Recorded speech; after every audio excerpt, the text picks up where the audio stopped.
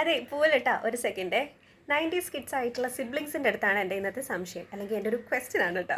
എന്താണെന്ന് വെച്ചാൽ ഞാൻ സ്കൂളിലൊക്കെ പോകുന്ന ടൈമിൽ എൻ്റെ കുട്ടിക്കാലത്ത് നമ്മൾ വീട്ടിൽ ഏതെങ്കിലും ഒരു പുതിയ സാധനം വാങ്ങിക്കട്ടെ, അതിപ്പം ഒരു ഗ്ലാസ് ആയിക്കോട്ടെ, അല്ലെങ്കിൽ പ്ലേറ്റ് ആയിക്കോട്ടെ, സോപ്പോ അല്ലെങ്കിൽ പേസ്റ്റോ, അങ്ങനെ എന്തെങ്കിലും ഒരു പുതിയ സാധനം വാങ്ങിക്കഴിഞ്ഞാൽ അത് ഉദ്ഘാടനം ചെയ്യുക എന്നുള്ളൊരു ഏർപ്പാടുണ്ടായിരുന്നു. അതെന്താണെന്ന് വെച്ച് കഴിഞ്ഞാൽ ഈ ഗ്ലാസ് അന്നത്തെ ദിവസം പുതിയ ഗ്ലാസ്സിൽ വാങ്ങിക്കഴിഞ്ഞാൽ ആ ഗ്ലാസ്സിൽ ഒരു ഗ്ലാസ് ചായ കുടിച്ചുകൊണ്ട് അത് ഉദ്ഘാടനം ചെയ്തിട്ട് ആ ഗ്ലാസ് നമ്മുടെ ആസ്ഥാന ഗ്ലാസ് ആക്കി മാറ്റുക എന്നുള്ളൊരു പരിപാടിയായിരുന്നു കേട്ടോ ഈ ഉദ്ഘാടനം ചെയ്യുക എന്നതുകൊണ്ട് ഉദ്ദേശിക്കുന്നത്.